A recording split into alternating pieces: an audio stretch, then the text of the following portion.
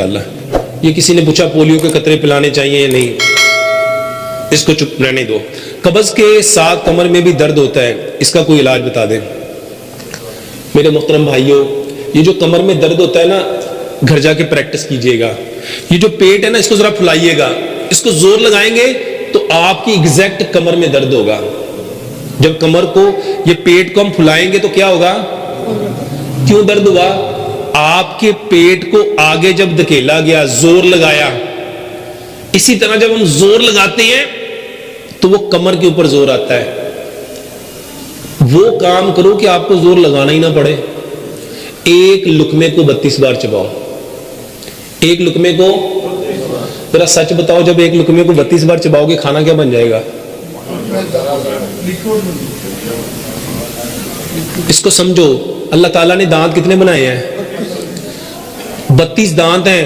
8 دانت ہیں 1 نوک والے، 8 دانت ہیں 2 نوک والے، 8 دانت ہیں 3 نوک والے، 8 دانت ہیں 4 نوک والے۔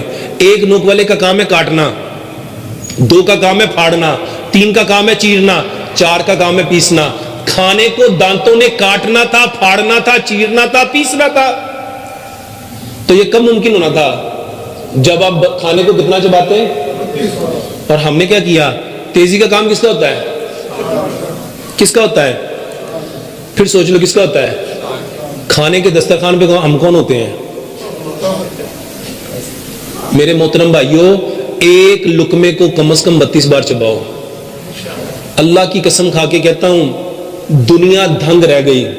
پہلے لوگ مجھ پہ ہنستے تھے، اور نہیں کیا باتیں کرتا ہے، ایسے ہی لگا ہے۔ ایسے ایسے لوگوں نے مجھے بتایا، کوئی کہہ رہا ہے ڈاکٹر صاحب 30 سال کی بیماری ختم ہو گئی، کوئی کہہ رہا ہے 20 سال کی ختم ہو گئی، کوئی کہہ رہا ہے 40 سال سے بیمار تھا۔ ایک شخص مجھے ملا کہتا 52 سال میرا معدہ خراب رہا۔ اللہ کی قسم کھا کے کہتا ہوں کہ ڈاکٹر صاحب صرف 32 بار چبانا شروع کیا، پیٹ ایسا سکون میں آ گیا، زندگی میں کبھی سوچا ہی نہیں تھا۔ میں تو یہی سوچتا رہا پتہ نہیں اسی بیماری میں قبر میں چلا جانا ہے۔ کہتا ڈاکٹر صاحب آپ کو تہجد میں اتنی دعائیں دیتا ہوں، اتنی دعائیں دیتا ہوں، میں کبھی ایک وضو کے ساتھ ایک نماز نہیں پڑھ سکتا تھا، الحمدللہ ایک وضو سے 3 نمازیں پڑھتا ہوں۔ میرے محترم بھائیوں، ایک لقمے کو 32 بار چباؤ۔ ایک لقمے کو حکیم لقمان اپنے بیٹے کو نصیحت کرتے ہوئے کہا کرتے تھے، بیٹا دانتوں کا کام کبھی آنتوں سے نہ لینا، دانتوں کا کام کبھی، جو دانتوں کا کام آنتوں سے لے گا وہ کبھی صحت مند نہیں رہ سکتا۔ اور سچ بتاؤ ہم سب نے کیا کیا؟ ایک لقمے کو کتنا چبانا ہے؟ قرآن سے سمجھو، اللہ تعالیٰ قرآن میں فرماتے ہیں ان اللہ مع صابرین، بے شک اللہ۔ تو جب ہم کھانا صبر سے کھائیں گے، سکون سے کھائیں گے، حوصلے سے کھائیں گے، اطمینان سے کھائیں گے، تسلی سے کھائیں گے، ہمارے اندر کیا آئے گا؟ کھانے کو صبر سے کھاؤ۔ ساری دنیا کس لیے کمائی کرتی ہے؟ کس لیے کرتی ہے؟ کہتے کھانے کے لیے۔ تو کھانے کے اوپر کیا کر رہی ہوتی ہے؟ پجو بجی۔ تو میرے بھائیوں، ایک لقمے کو یقین جانو، جب ایک لقمے کو 32 بار چباؤ گے تو اس کا سوال ہی نہیں پیدا ہو سکتا۔ نحمده ونستعینه ونستغفره ونعوذ بالله من شرور انفسنا ومن سیئات اعمالنا من يهد الله فلا مضل له ومن يضلل فلا هادي له واشهد ان لا اله الا الله وحده لا شريك له واشهد ان محمدا عبده ورسوله اما بعد۔ میرے محترم بھائیوں، پیارے پیغمبر جناب محمد صلی اللہ علیہ وآلہ وسلم کی پوری زندگی، آج پوری دنیا نبی صلی اللہ علیہ وآلہ وسلم کے ہر عمل سے اپنے لیے خیر تلاش کر رہی ہے، بھلائیاں تلاش کر رہی ہے، اور انہوں نے نبی صلی اللہ علیہ وآلہ وسلم کی زندگی کے ایک ایک عمل کے اوپر ریسرچ کر کے اپنے لوگوں کے لیے علاج بنا دیا۔ نبی صلی اللہ علیہ وآلہ وسلم جاگتے کیسے تھے؟ آپ صلی اللہ علیہ وسلم کے جاگنے کا طریقہ کیا تھا؟ یورپ نے اس کے اوپر ریسرچ کی اور دنیا کو ایک علاج بتایا کہ اگر دنیا میں عزت پانا چاہتے ہو، مقام پانا چاہتے ہو، اگر سکسیس لینا چاہتے ہو تو اٹھتے وقت تمہارے مائنڈ، یہ جو مائنڈ 2 طرح کا ہے، ایک کانشیس مائنڈ، ایک سب کانشیس مائنڈ، تمہارا شعور کیسا ہونا چاہیے؟ یہ پیارے پیغمبر جناب محمد صلی اللہ علیہ وآلہ وسلم نے فرمایا۔ اٹھنا کیسے ہے، بیٹھنا کیسے ہے، کھانا کیسے ہے، پینا کیسے ہے، دیکھنا کیسے ہے، چلنا کیسے ہے، لینا کیسے ہے، دینا کیسے ہے، وضو کیسا ہوگا، نماز کیسی ہوگی، آپ کے ایک ایک طرز زندگی کو انہوں نے میرے بھائیوں ریسرچ کر کے آج اپنے ملکوں کے لیے تھراپیز بنا لی، علاج بنا لیا. اور ہم جن کا دعویٰ تھا اطیع اللہ و اطیع رسول، سچ بتاؤ ہم نے پیارے پیغمبر جناب محمد صلی اللہ علیہ وآلہ وسلم کی زندگی سے کیا لیا؟ آپ صلی اللہ علیہ وسلم کے تھوک کے اوپر ریسرچ ہوئی، لعاب دہن کے اوپر ریسرچ ہوئی. ہم سب نے سنا حضرت علی رضی اللہ تعالیٰ کی آنکھیں خراب ہوئی، نبی صلی اللہ علیہ وآلہ وسلم نے کیا لگایا؟ اپنا لعاب لگایا. ہم میں سے کتنے لوگ ہیں اپنی آنکھوں پہ لعاب لگاتے ہوں؟ انہوں نے ریسرچ کر کے سلائیوا تھراپی علاج بنا لیا. نبی صلی اللہ علیہ وآلہ وسلم نے فرمایا معاف کرو، معاف کرو، معاف کرو. جو معاف کرتا ہے رب تعالیٰ کل قیامت کے دن اس کے سارے گناہوں کو معاف کرے گا. یورپ نے ریسرچ کی اور فارگیونیس تھراپی آج علاج بنا دیا.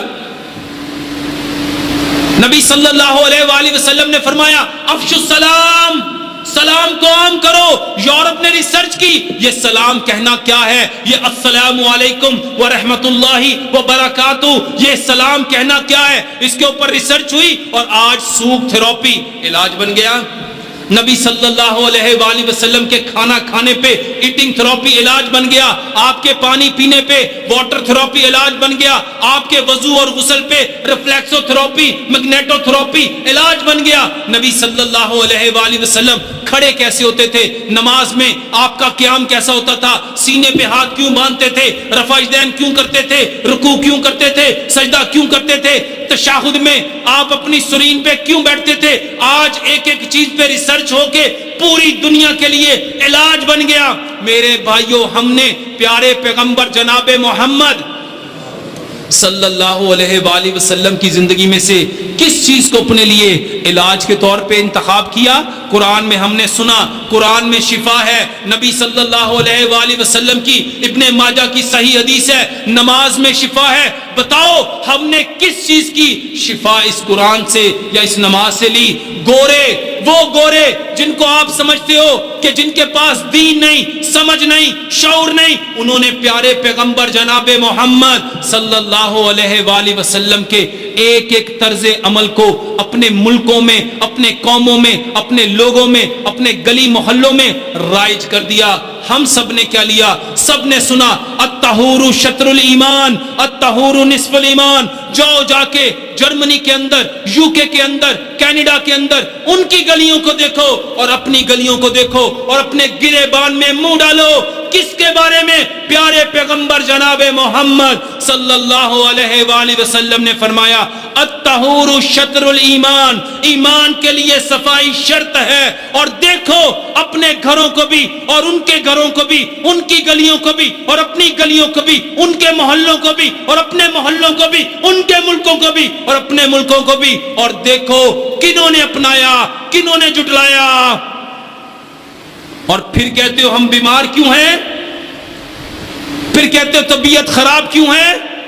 میرے بھائیوں یہ وہ باتیں ہیں جو آج وہ لوگ سیکھ گئے اور ہم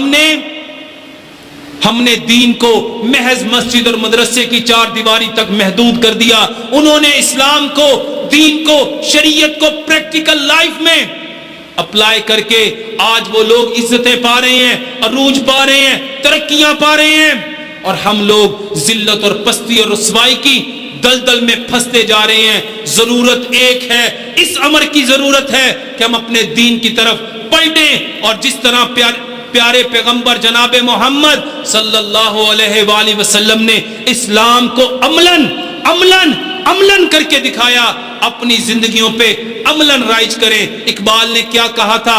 عمل سے زندگی بنتی ہے جنت بھی جہنم بھی. یہ خاکی اپنی فطرت میں نہ نوری ہے نہ ناری ہے. سبحان ربک رب العزت عما یصفون وسلام علی المرسلین والحمد للہ رب العالمین.